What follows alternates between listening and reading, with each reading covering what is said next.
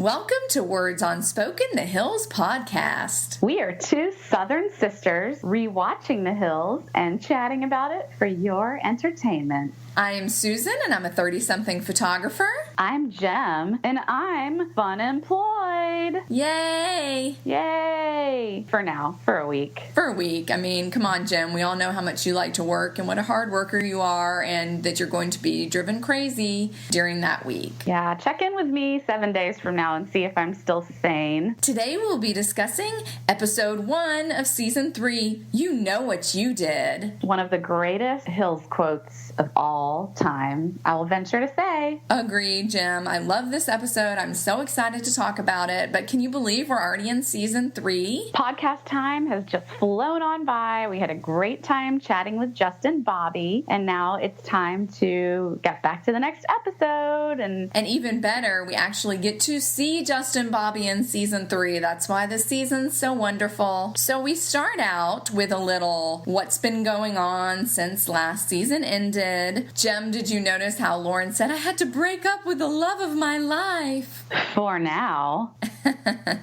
Hey, William Tell. Hey, little baby Liam. Hey. Spoiler alert! Spoiler alert! Spoiler alert. So Whitney graduated and started her job at Teen Vogue, where she is now Lauren's supervisor. And then it shows a cute little montage of Audrina and Lauren having fun being roommates. It's so wonderful to have a good roommate now. Let's be fun and giggle and pop champagne. Nothing is ever going to go wrong. Everything is going to be perfect from now on. No more drama. No more anything. It's just going to be perfect, Jem. So we start out at Teen Vogue. It's the first day of the new season. What would we call it? What do you call it when you are an intern and you start a new part of the job? It seems like they got some kind of break, probably because they weren't filming, let's be honest. So I guess we can call it a season. But Jem, no matter what, they're still in the closets, and Whitney didn't even get her own office. She just got a new desk that's a little higher up than the other desks. I know, I love how Lauren's like, you have a new desk. And I was sitting there thinking, she does?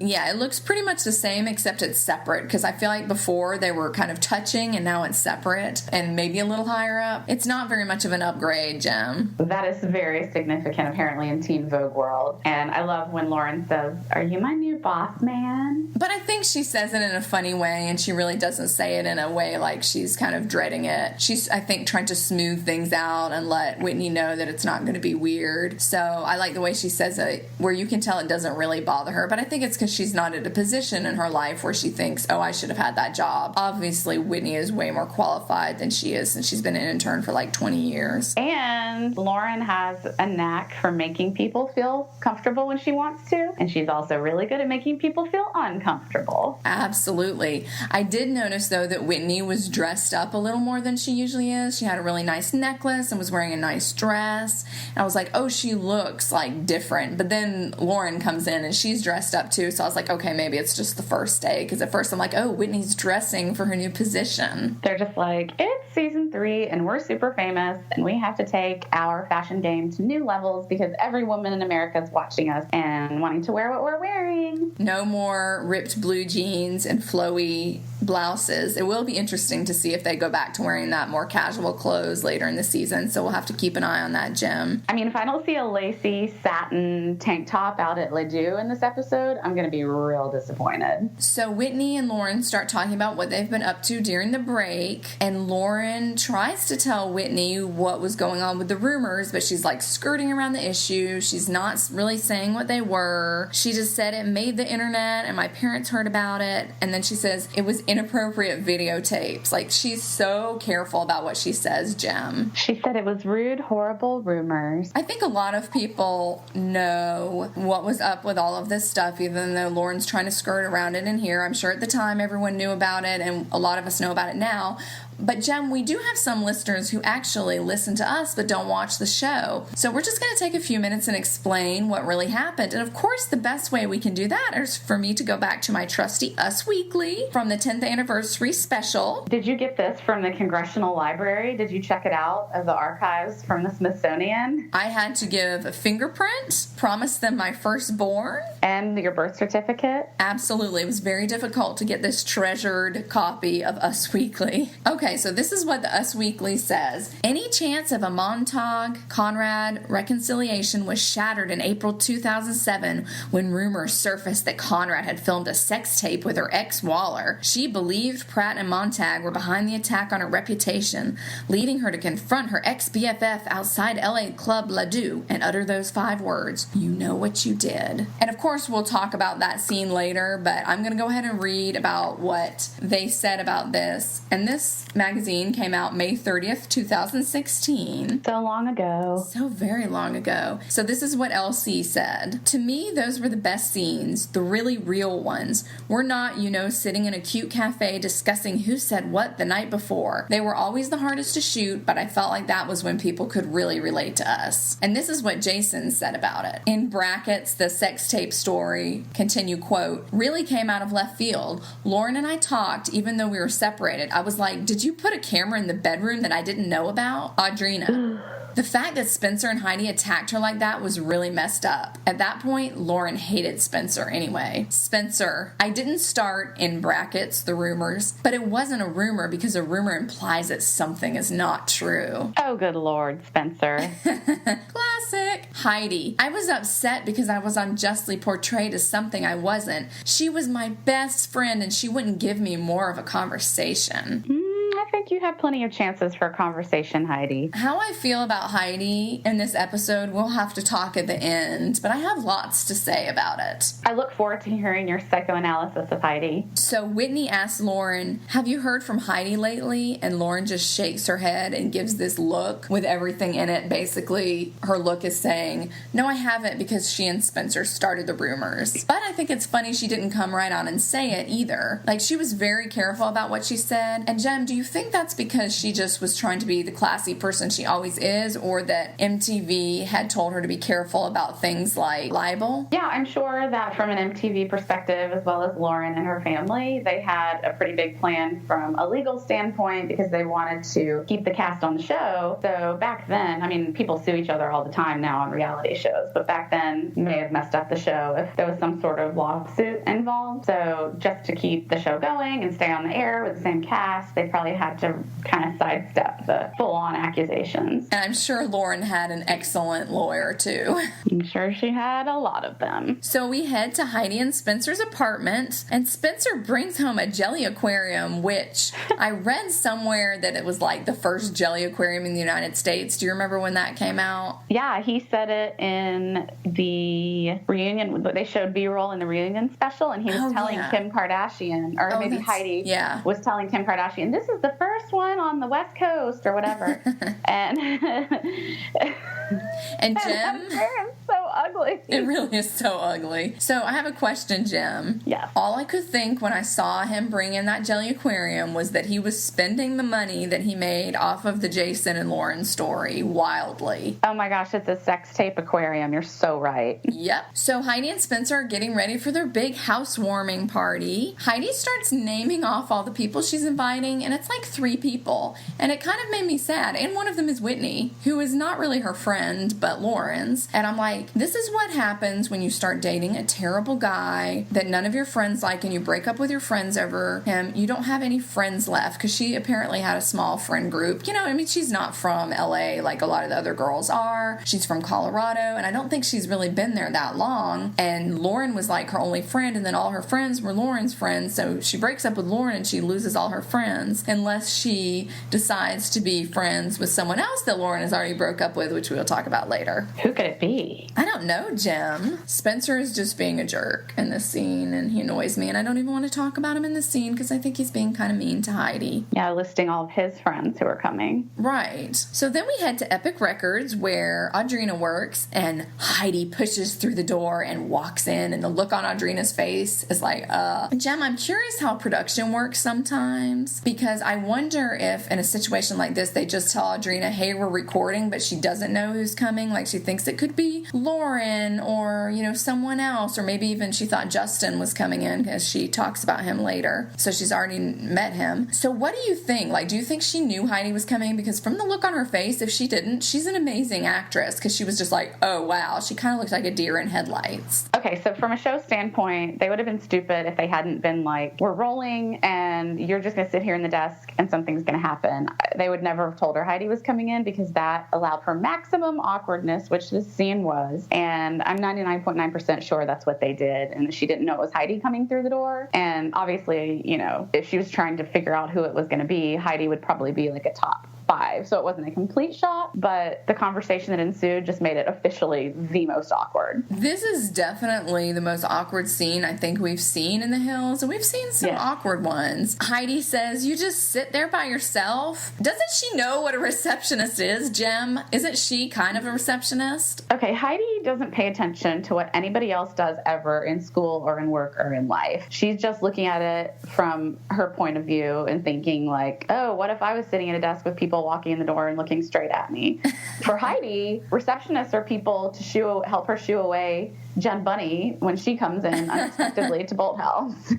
That was a pretty awkward conversation too, but this one wins. So Heidi hands Adrena invitations for her and Lauren to the housewarming party. I mean, how awkward can you get? You can't even hand deliver Lauren's to Team Vogue because that would have been way better. Adrena's just giving her straight up blank look at this point. Just like, get out, go, please leave. Can't handle this. I feel so awkward just thinking about it. And so she finally leaves, and Adrena immediately jumps up and leaves her solo post and runs back to Kiara's cube. And I love how Adrena is gasping for air. It is like probably the most dramatic I've ever seen Adrena. She's freaking out. Oh my God, and yelling. So she proceeds to gossip and do a little exposition and fill her in on what's happening with the sex tape and everything. And she's like, she hasn't called Lauren since she's moved out. And apparently Heidi and Spencer are going around telling people Lauren was no one without Heidi. She could never get into a club without Heidi and her connections.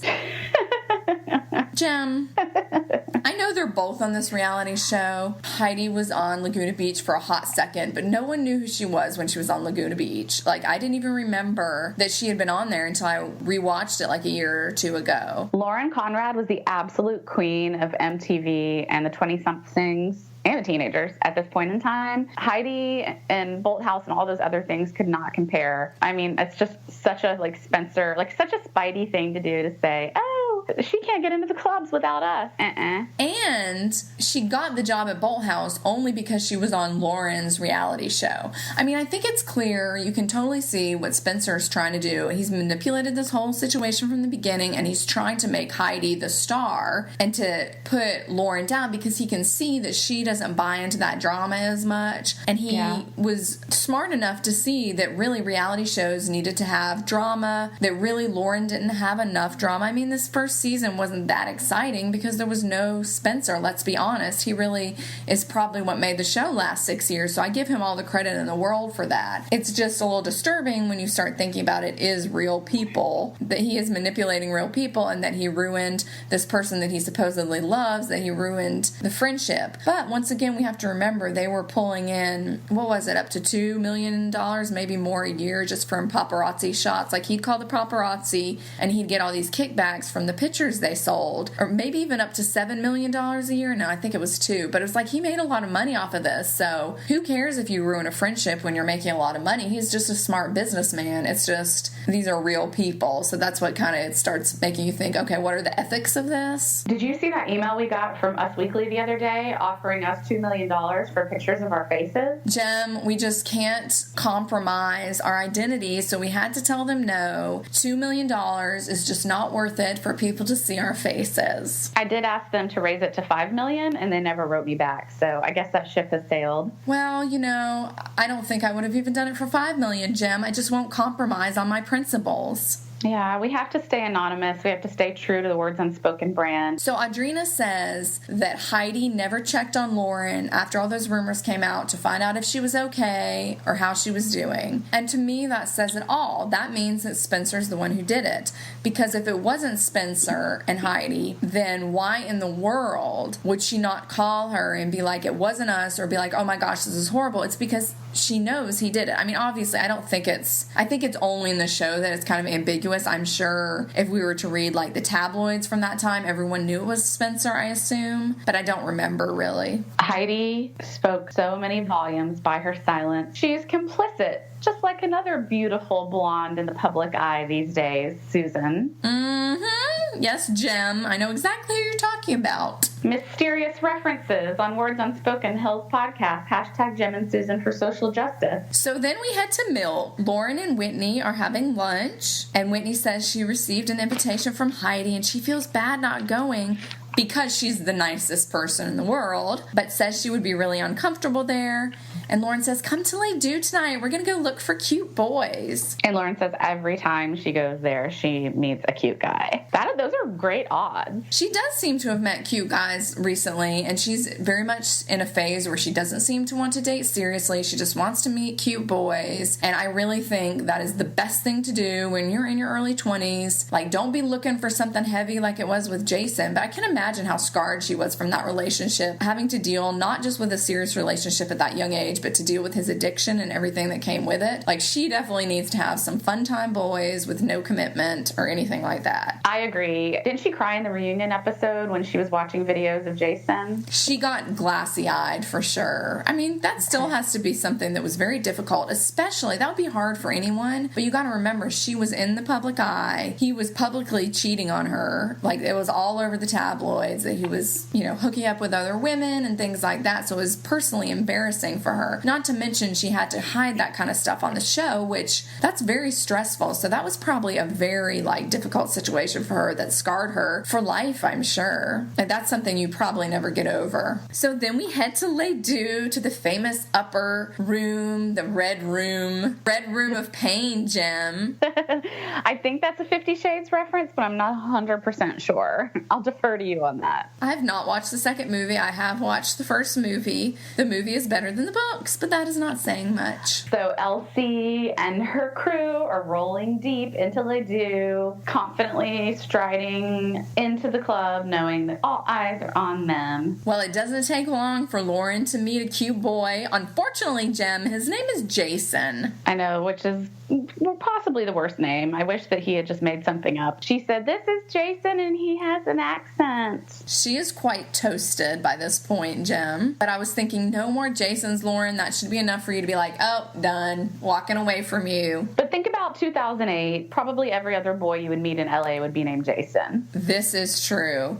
So Lauren seems to think she has found the perfect person, adorable, from London, has an accent, and is leaving tomorrow. Jackpot! Jackpot. So then we head to Heidi and Spencer's apartment, and the housewarming party is getting warm, Jem. Now, Jem, I know you are behind in your Hills watching, like you haven't watched a lot of the later seasons. Do you know who Jade is? I do not. Okay, wait, is that Brody's girlfriend / future fiance? Yes. Jade is Brody's future fiance. I'm pretty sure she was at that party, so that might be why Brody's not in it as much, because he's already met her, and I think he did date her a long time. I've rewound it 3 times to see, and it looks a lot like her. I just thought that was interesting, because I didn't realize she showed up that early, because she's in later seasons. I might be wrong about that. You Hills experts, a.k.a. Seth Thomas, let us know if you know anything about that. But, of course, we'll talk about her later. Did he marry Jade? Is she the wife in Snapchat? No, I don't think so.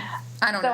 I'm not up on Brody's whole romantic history. I just know whatever I know comes from the show. I don't really know anything about him outside the show. But this was definitely the housewarming party like we talked about before that Kim Kardashian was at, but they cut her out of it. Little did they know how valuable that footage was going to be 10 years later. So I observed 2 things about this scene. First of all, Brody's making this drink that he calls amazing, and it looks disgusting. It's like that Punch Everclear. I guarantee you there's Everclear in it. Remember that kind of punch people would make in those days? Oh, I don't know what you're talking about, Susan. Yeah, right. Frog punch, isn't that what we called it? Frog juice. Frog juice, because it was green.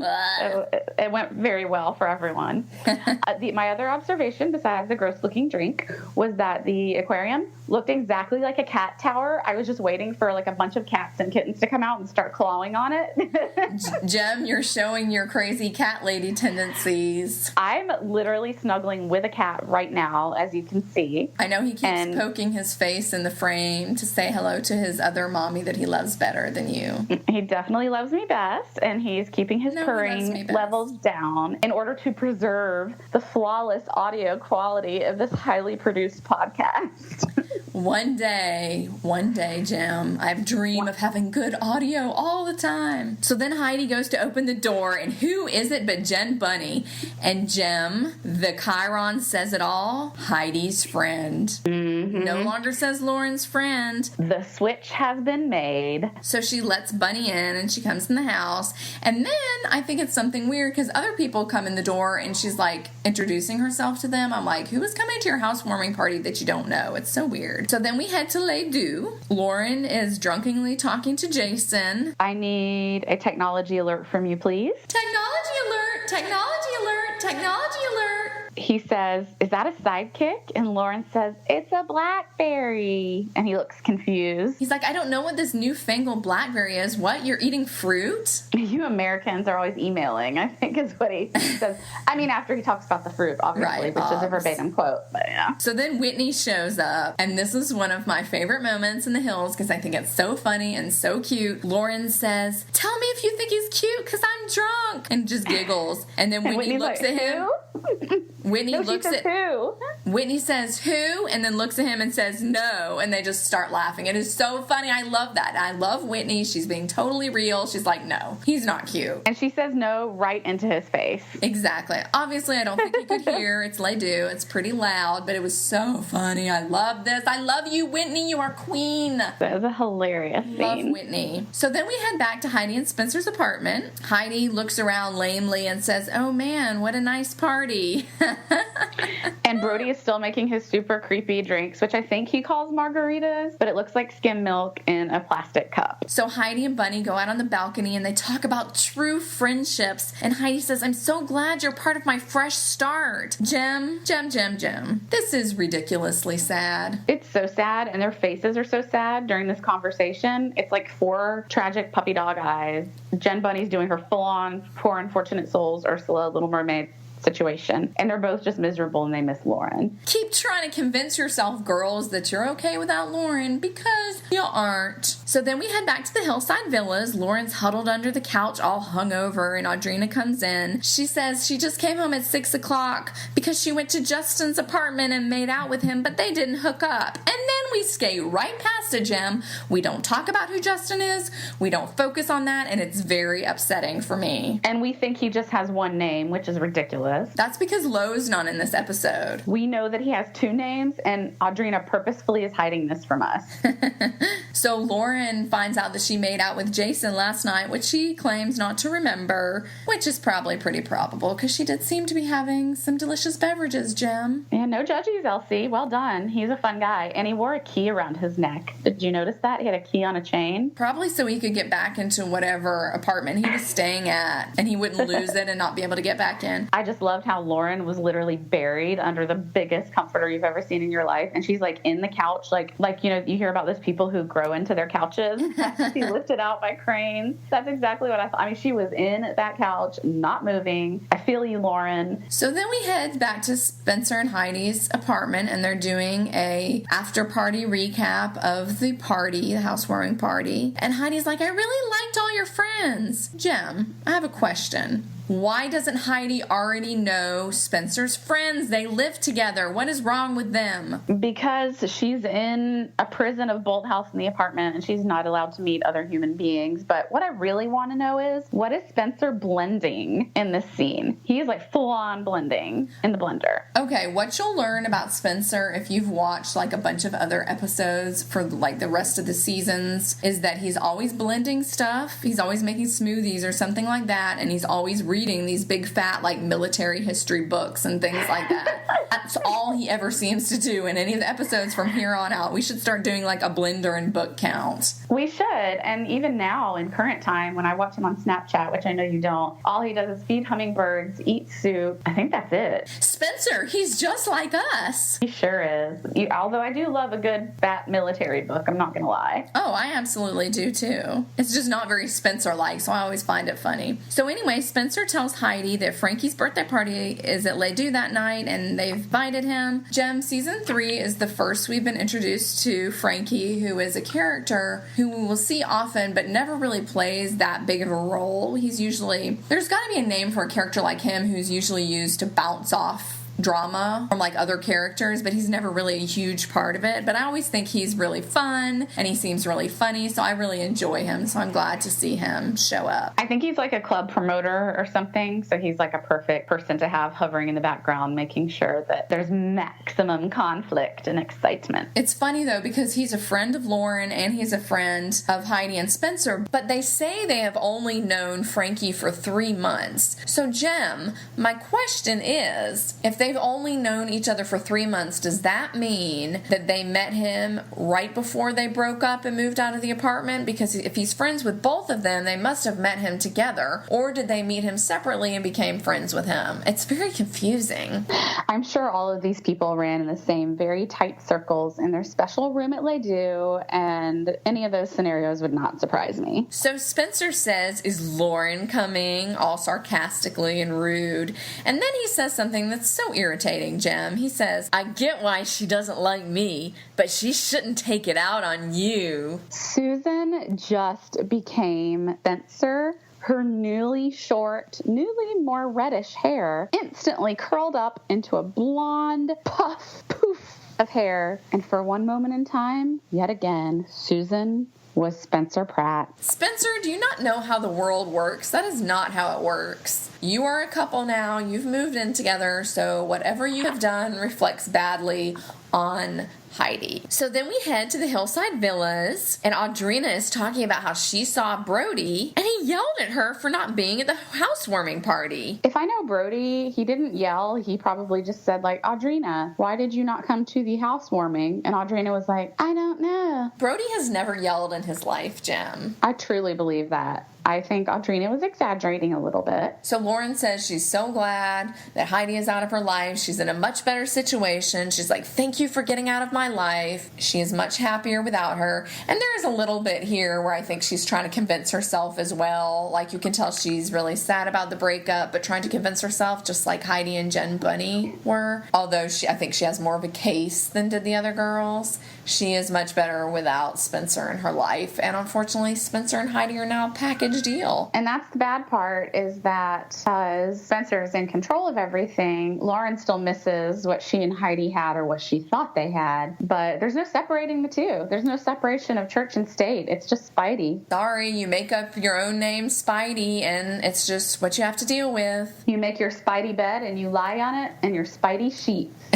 That just sounds like a bunch of spiders, and now I feel uncomfortable. Yeah, that sounds like a scary place to be. So then we head back to Heidi and Spencer's apartment. Jim, what do you think about Heidi's dress? I think Heidi's dress is just fine, but Spencer is whistling and asking her to turn around so he can view her in it and admire her and talk about how something about going to be the prettiest girl there or something like that. I personally thought it was really ugly, and I didn't like it at all with the brown piping on the edges. I just remember thinking that Spencer should have not been offering such an unsolicited opinion. I'm not going to lie. I'll ask my husband before I walk out of the house, like, "Is this all good?" And he'll give me a yes or a no. But he doesn't whistle at me and make me spin around like a music box ballerina. I guarantee you 90% of people who saw that thought it was adorable. Oh my gosh, you're so right. Yep. They're like, "Oh, he cares about her outfit and he's helping her pick out her shoes.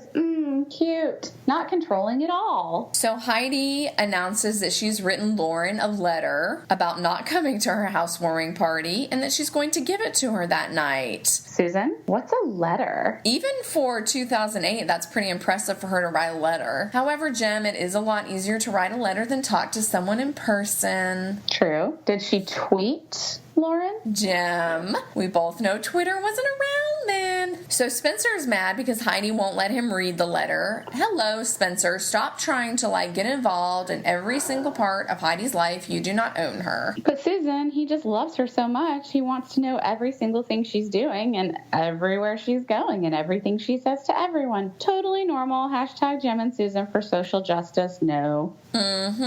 So then we head to Les Deux. For the second time this episode. Is this a record? It might be 2 Les Deux in one night. So would that be Le Cat? So the girls are drinking and dancing and having fun. Then Heidi and Spencer walk in, and it turns super awkward again. This is the most awkward episode ever. Cringeworthy convention 2008. For sure. So Heidi awkwardly gives Lauren the letter and stumbles over her words as she's doing it. And I just want to say to Heidi, calm down, chill out. It's a party. You're supposed to be having fun, not being awkward. And then, Jem, she randomly and very, very awkwardly yells out, "Happy birthday, Frankie! Frankie's birthday!" As she looks around, I'm like, oh my God, shush. I'm so embarrassed for you. And there are a lot of silent looks exchanged amongst our two blonde beauties. Lauren gives some long glares and shakes her head. Heidi's kind of pretending that she doesn't notice. And then it gets really good. Audrina and Elsie head to the bathroom. Now, Jem, we all know what ladies do when they go to the bathroom together. We make sure that we still look cute. We pee, because you never pass up a chance to pee. We go in together if there's a line, and we also urgently talk about what's happening out in the rest of the world whilst we're in the safety of the WC. You forgot the part about where we do pillow fights in our underwear. Oh, right, yeah, lingerie. And the pillow fights and the feathers just like come out of the pillows and like stick to the girl's moisturized skin. I forgot that part. Actually, I was trying to hide that from our listeners who are boys because men don't know anything about women and we keep secrets from them that are mysterious. Is there anything better than a good reality show bathroom scene, though, where you just have the audio? Because, of course, the cameras don't follow them in there. They're gossiping. Sometimes you wonder if they remember that their microphones are on. And Audrina says, "What does the letter say?" And Lauren's like, "Oh my gosh, I forgot about it." And she pulls it out and starts reading it. I love that Audrina is more animated than she's ever been in her life. Second most animated this episode. She's like, "Oh my gosh, I want to read that." Lauren's like, "Oh, right. I have the most important letter ever written in American history in my purse. Let's get into it." And the letter makes Lauren mad. She's not happy about it. And then we go back outside, and Spencer and Heidi are like, "Let's just go. Let's go." They just want to go home. They're both uncomfortable. And I kind of love seeing this where Spencer's thrown a little off his game. Like, I really have never seen him this unconfident. And then he says, "Go roll up on her right now. Confront her." He just wants her to start something. Susan, let's just hold up for one hot second. Where did the letter go? Is it on eBay? Is it in the Ledoux Artifacts Museum at MTV? I really would love to read that and see what it says. Jem, I bet the letter went straight in, like, the toilet or something, in the Ledoux bathroom. It never made it out of Ledoux that night. I hope whatever group of girls came in after them found it just, like, lying on the floor and somehow knew of its potential value. And we're going to find it online if we search hard enough, and I'll pay any price. So we have this classic scene, and this is one of those Hills scenes that I think most people who don't even watch the Hills, they know this scene. They start going at each other. "You're not my friend anymore. I don't care about you. I never want to talk to you." And then, "You know what you did? You're brainwashed. You guys are sick people. You started a sick rumor." You started a sick rumor. But it's funny because Lauren doesn't want to come out and say exactly what it was as they're fighting. But she knows what she did, Susan. And Heidi knows what she did, and she's trying to look all innocent, and that's the worst innocent-looking face I've ever seen, Jem. Yeah. So Heidi and Spencer get into their car and screech off. Quick question. Was this the scene that we saw so much B-roll of in That Was Then, This Is Now, where she was crying and saying, "Why did MTV put me here?" Or am I way off? I think so, yes. I'm pretty sure. That was so sad. We really need to watch that again because I can barely remember it. Our final moment at Ledoux, I made an interesting observation because I was not swayed by the "you know what you did" epic moment. Lauren was still snuggling with the British guy who was supposed to have left that day but was still in America. Gasp! Was it really the same night? Could it have been? Or was Lauren so enchanting to him that he just stayed an extra day? What if he just applied for a work visa and then never left the country again? So then we head to the next day, and Elodie and Heidi are getting lunch together. Elodie rocking that dark hair. Yas, Elodie. As they walk back to Bolt House, they're chatting about what happened the night before, and they're like, "Lauren is so crazy." And Elodie's like, "Do you care? Do you even miss her?" It's just too much drama. Susan, what team are we on? We are on Team Elodie. Team Elodie. She always has the most reasonable advice. Jem, then Heidi says, I am not a catty girl.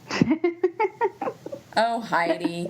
So then we head to Teen Vogue, and Lauren tells Whitney all about Frankie's birthday. It's a shame Whitney wasn't there to witness it herself. If she would stop being so isolationist, she could have been there to see it too, Jem. Did you notice that Elsie totally came in with, like, no voice? Like, I went out the night before and screamed, you know what you did voice? Yes, her voice sounded terrible. So she tells Whitney that she doesn't want to be friends with Heidi anymore, and she says she feels like one of her friends died. She says that she just won't take any responsibility, and Whitney says some pretty heavy words right here, Susan. She said, since I've known you, Lauren, it's been really difficult with friends, and you've had a real problem with friends. She says it delicately, but it's almost kind of like she's saying, maybe it's not them, it's you. Or pick your friends better. Or do a better job of picking your friends. I think the whole issue with Lauren's friends are the fact that so many of them are using her because she's famous now and they're changing. I don't think it's Lauren. It could be Lauren. I don't know. We only see, what the producers give us. But, we know Heidi was trying to use her. That's pretty obvious. Who knows about Jen Bunny? I think she's just a little dumb. And it's so sad when Lauren says she feels like someone died, and Whitney says maybe you'll be better off, and Lauren says so unconvincingly, I am so far. And the episode ends with a little bit of sadness because we all realize that there is probably not a chance, as long as Spencer is in the picture, that Heidi and Lauren will ever become BFFs again. And TB, no turning back. And this episode had more intense stares from LC than the whole series up to this point. It was just full-on stares of all kinds from LC in every direction, and I would never want to be the recipient of one of those. Pretty impressive. Sometimes she can say it all with just a look. Does this episode of The Hills pass the Bechdel test? Jem, tell us about the Bechdel test. Yeah, let's do a quick refresher since it's been a while. Bechdel test was originally applied to films, and it has 3 prongs of criteria. Number 1, are there 2 female characters? Yes. Number 2, do they have names? Yes. Number 3, and the toughest one, do they talk to each other about anything else besides a boy? Sort of. Yeah. No, it's yes all the way, because Jen Bunny and Heidi on the balcony were talking about Lauren and the friendship, and no boy talk really came into it. I don't think they even mentioned Spencer. But at the end of the day, it's all about Spencer. So technically, it's one big Bechdel fail. Exactly. But we'll say it passes the test this time. It passes it technically, but I feel if we approached the Bechdel board and the Bechdel committees that totally exist all around us, they would not be so kind to this episode. Winners of the week. Jem, who is your winner of the week? Oh my gosh, my winner of the week was so darn easy. Winner of the week was Frankie, because it was the most iconic birthday throwdown of all time, which produced one of the greatest quotes ever in the history of reality TV. You know what you did. And Frankie came out unscathed despite his torn loyalties between the two sides. Who's your winner of the week, Susan? My winner of the week is a little less conventional, and it's Whitney. Once again, giving Lauren great advice and managing to stay out of that scary drama spotlight. Like, she always knows when to stay away, but she also gave great advice. So she's going to be my winner of the week, because frankly, everyone else were just big losers. And also, Whitney did mention during the horse Lauren conversation that she had given herself the night off from going out the night before. So again, Whitney's super smart. She knows when to go hard. She knows when to work hard. She knows when to rest. She knows everything. Plus, she has an awesome new job. So she's definitely my winner of the week. Well, she's the boss man now, so she has to be responsible. Jem and Susan's funniest moments. Jem, what was your funniest moment of this episode? Oh my gosh, this is so easy as well. So the funniest moment was when Elsie stumbled into Teen Vogue after her rough night out, and she can't talk, and she's kind of a mess. Obviously she's still beautiful and perfect, but you can tell she's had a rough night. And Whitney goes, you look pretty. In a hesitating way, you kind of do, but maybe not. But maybe pull yourself together a little bit in case Lisa Love pops her head in here. My funniest moment was when they were getting ready for Frankie's party at Spencer and Heidi's apartment, and Spencer had holes in his t-shirt. I'm sure there were strategically placed holes that cost a lot of money at some D-baggish store in LA. They did not look like that, but who knows with Spencer. Maybe Spencer's t-shirt got caught in his blender. There are some people in LA that are... There are some people in LA that are... There are some people in LA that are...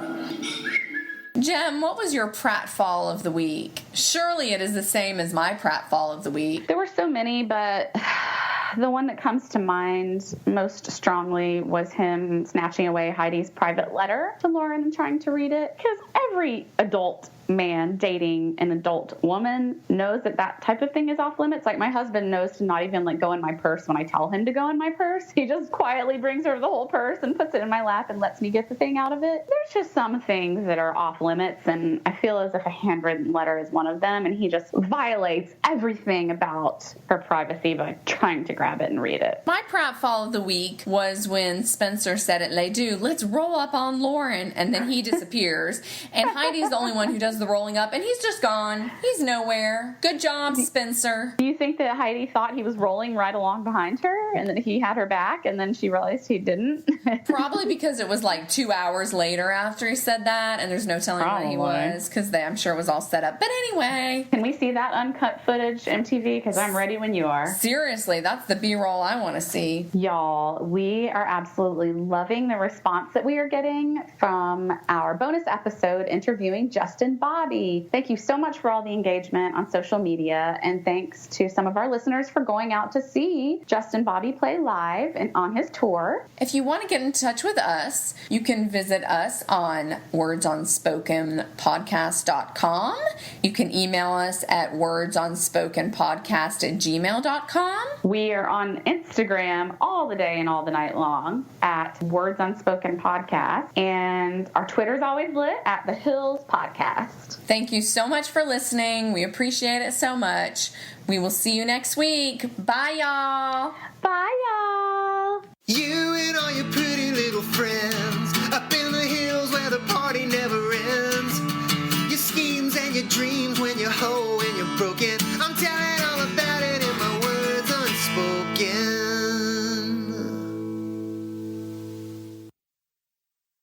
Back to Chiara's cute and runs back to Chiara's cute. That's a hard tongue twister. Chiara. Chiara's cute. Kiara. Kiara, okay. Adrena immediately gets up and runs back to Chiara's cute.